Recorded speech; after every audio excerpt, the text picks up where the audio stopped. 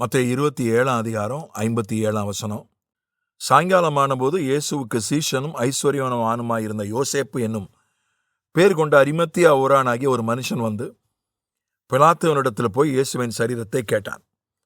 அப்பொழுது சரீரத்தை கொடுக்கும்படி பிலாத்து கட்டளையிட்டான். யோசேப்பு அந்த சரீரத்தை எடுத்து துய்யதான மெல்லிய துப்பட்டியிலே சுற்றி தான் கண்மலையில் வெட்டியிருந்த தன்னுடைய புதிய கல்லறையிலே அதை வைத்து கல்லறையின் வாசலில் ஒரு பெரிய கல்லை புரட்டி வைத்து போனான். சீஷனும் ஐஸ்வர்யவானுமாய் இருந்த யோசேப்பு. நல்ல ஒரு அடைமொழி கொடுக்கப்பட்டிருக்கிறது. சீஷனும் ஐஸ்வர்யவானுமாய் இருந்த யோசேப்பு. ஒரு சீஷன் ஐஸ்வர்யவானாய் இருக்க முடியுமா? அல்லது ஒரு ஐஸ்வர்யவான் சீஷனாய் இருக்க முடியுமா? முடியாது என்று சிலர் சொல்கிறார்கள். சிலர் சொல்றாங்க சீஷன் ஐஸ்வர்யவான ஆக முடியாது, நடுத்தரமா வேணா ஆகலாம், ஐஸ்வர்யவான் ஆக முடியாது. ஐஸ்வர்யவான் சீஷன் ஆக முடியாது. அப்படின்னா ஆண்டவர் அவனை அடிச்சு உதைச்சி அவனுடைய பணத்தெல்லாம் அவனை விட்டு எடுத்துட்டு அதுக்கப்புறம் வேணா அவனை சீஷன் ஆக்கலாம். அப்படி நம்புகிறவர்கள் சொல்லுகிறவர்கள் ஒரு கூட்டத்தார் உண்டு. ஆனா ஒரு சீஷன் ஐஸ்வர்யவான் ஆக முடியும், ஒரு ஐஸ்வர்யவான் சீஷன் ஆக முடியும் என்பதற்கு அணித்தனமான ஒரு உதாரணம் அரிமத்தியா யோசேப்பு. அரிமத்தியா இன்னும் சொல்ல போனால் அவர் அரசியல்வாதியும் கூட. அவன் ஆலோசனை சங்கத்தினுடைய அங்கத்தினன். அதனால செழிப்பு உபதேசம்னு நம்ம சொல்றோம். அந்த செழிப்பு என்ற வார்த்தை தப்பு கிடையாது. அந்த செழிப்பு உபதேசத்தில் வரக்கூடிய சில விஷயங்கள் ஒருவேளை சரியில்லாமல் இருக்கலாம். அந்த செழிப்பு சுவிசேஷம், ப்ராஸ்பரிட்டி காஸ்பல் என்று சொல்கிறோம். அந்த செழிப்பு சுவிசேஷத்தில் வரக்கிற சில விஷயங்கள் சரியில்லாமல் இருக்கலாம். ஆனால் செழிப்பு ஒன்றும் தப்பு இல்லை. கர்த்தரை நம்புகிறவனோ செழிப்பான் என்றுதான் போடப்பட்டிருக்கிறது.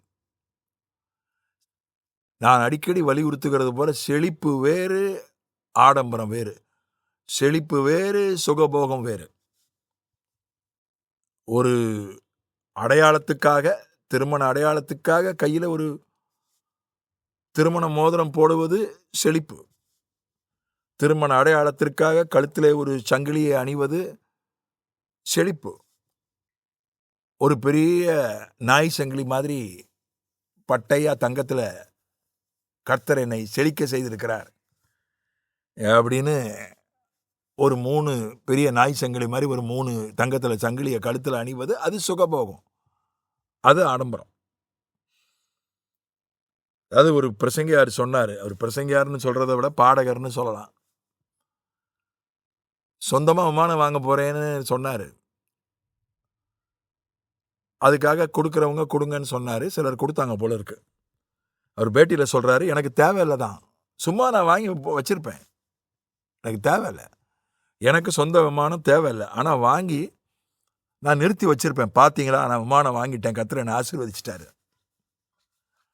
இது என்னன்னு எனக்கு புரியல. சுகபோகம், ஆடம்பரம் என்பது வேறு. அதை வேத புஸ்தகம் ஏற்றுக்கொள்வதில்லை. இவன் ஐஸ்வர்யவான் என்கிற நிலையில இருந்தது, அதை தன்னுடைய ஐஸ்வர்யத்தை தேவனுடைய ராஜ்யத்துக்கு தான் பயன்படுத்தினான், கிறிஸ்துவனுடைய சரீரத்துக்கு தான் பயன்படுத்தினான். நம்முடைய ஐஸ்வர்யத்தை நம்ம எதற்கு பயன்படுத்துகிறோம் என்பதுதான் கேள்வி. ஏன்னா பெரும்பாலும் சொல்லுவாங்க, எனக்கு நடுத்தரமா இருந்தா போதும், ஒரு வீடு, ஒரு காரு, கடன் இல்லாத வாழ்க்கை, ஒரு நல்ல மற்றவர்களுக்கு உதவி செய்கிற அளவுக்கு ஒரு நிலைமை இருந்தால் போதும், நடுத்தரமாக இருந்தால் போதும், ஹை மிடில் கிளாஸாக இருந்தால் போதும், பணக்காரன் ஆகக்கூடாது என்று சொல்லுகிறவர்கள், பேசுகிறவர்கள் உண்டு, நினைக்கிறவர்கள் உண்டு. இவன் ஐஸ்வர்யவான், அந்த ஐஸ்வர்யத்தை கிறிஸ்துவின் சரீரத்திற்கு பயன்படுத்தினான். இவன் என்ன செஞ்சான்? இவன் ஐஸ்வர்யவானா இருந்ததுனால பிலாத்தின் இடத்துல போக முடிஞ்சது. பிலாத்துவை இவன் தமிழ்நாட்டு கவர்னர், இந்தியாவில் இருக்கிற கவர்னர் மாதிரி அதிகாரம் இல்லாத கவர்னர் கிடையாது பிலாத்து. அமெரிக்காவில் இருக்கிற கவர்னர் மாதிரி. அமெரிக்காவில் கவர்னர் பதவின்றது முதலமைச்சர் பதவி மாதிரி தான், அதிகாரமுள்ள பதவி. அது மாதிரி அதிகாரமுள்ள ஒரு பிலாத்து. இன்னும் சொல்ல போனால் இஸ்ரேல் நாட்டினுடைய பிரதமர் அந்த அதிகாரம் அந்த அளவுக்கு அதிகாரம் உள்ள பதவி பிலாத்தினுடைய பதவி அந்த நாட்களில். அவனெல்லாம் போய் பார்க்கறதெல்லாம் சாதாரண விஷயம் இல்லை. அதுக்கு எதுக்கு பார்க்கணும்? எனக்கு ஒருத்தருடைய பாடி எனக்கு வேணும் அப்படின்னு போய் கவர்னரை பார்க்க முடியுமா? பெரிய ஆட்களை போய் பார்க்கணும்னா எதுக்கு பார்க்க வரேன்னு எழுதி கொடுக்கணும். நான் ஒரு முறை ஒரு பல் மருத்துவ முகாமை ஒழுங்கு பண்ணுறதுக்காக ஒரு அந்த கல்லூரியினுடைய பல் மருத்துவ கல்லூரியினுடைய தலைவரை பார்க்க போயிருந்தேன். அப்போ ஒரு ஃபார்ம் நிரப்பி, அவரை நீங்கள் பார்க்கணுன்னா ஒரு ஃபார்ம் நிரப்பி கொடுங்கன்னு சொன்னாங்க. நோக்கம் 2 நிமிஷம் தான் போட்டிருக்கு. 2 நிமிஷம் தான் அவரை பார்க்க முடியும். அந்த ஃபார்ம்லேயே போட்டிருக்கு. நோக்கம் என்ன? பல் மருத்துவ முகாம் நடத்துவது தொடர்பாக எழுதி கொடுத்த பிறகு தான் உள்ளே அமிச்சாங்க.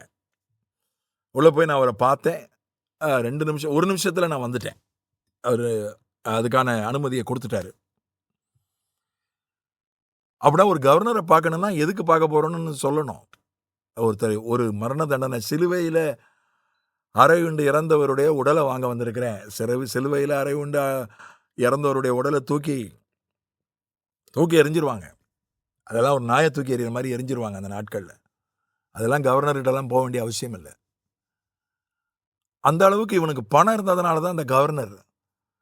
இன்னொரு ப்ளஸ் பாயிண்ட், அரசியல்வாதியும் கூட, ஆலோசனை சங்க உறுப்பினரும் கூட. அதனால தான் கவர்னரை போய் பார்க்க முடிஞ்சுது. இப்போ ஒரு அம்பானியோ, ஒரு அதானியோ, ஒரு டாட்டாவோ, ஒரு பிர்லாவோ நினச்சா எந்த நேரத்துலையும் பிரதமரை பார்க்கலாம். எந்த நேரத்துலையும் பார்க்கலாம். அவனால் பார்க்க முடிஞ்சுது. சின்ன விஷயத்துக்காக, அற்பமான விஷயத்துக்காக, அரசியல் ரீதியாக பார்த்தா அது சின்ன விஷயம், பார்க்க முடிஞ்சுது.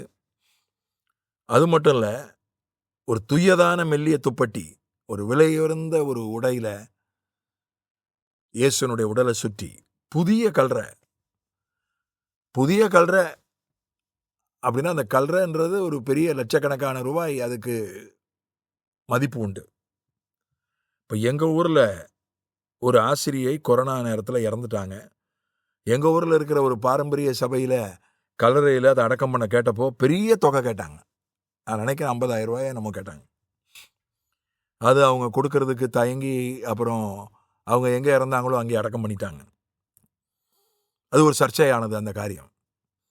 ஒரு 50,000 ரூபாய் கல்லறையில் வைப்பதற்கு கேட்டால் அதை கொடுப்பதே கூட கஷ்டமாக இருக்குது. ஆனால் லட்சக்கணக்கான சொந்த கல்றை, புதிதாக வெட்டப்பட்ட கல்றைனா ஒரு குகையை, ஒரு கற்பாறை போன்ற இடத்துல ஒரு குகை மாதிரி குடைஞ்சிருக்காங்க. அதுதான் கல்றை. அது லட்சக்கணக்கான ரூபாய் அல்லது ஒருவேளை கோடிக்கணக்கான ரூபாய் கூட இருக்கலாம் இன்னைக்கு மதிப்பில், அதனுடைய மதிப்பு. அதில் கொண்டு போய் இயேசுவின் உடலை வைத்தான். அப்படி அவனால் வைக்க முடிந்ததற்கு காரணம் அவன் பணக்காரனாக இருந்தது தான். ஒருவன் பணக்காரனாக இருப்பது தப்பு கிடையாது. ஒருவன் பணக்காரன் ஆவது தப்பு கிடையாது. அதை நன்றாக நாம் புரிந்து கொள்ள வேண்டும். ஆனால் அந்த பணத்தை எதற்காக செலவு பண்ணுகிறோம்? கிறிஸ்துவின் சரீரத்திற்காக அதை செலவு பண்ணுகிறோமா என்பதுதான் கேள்வி. ஆமென்.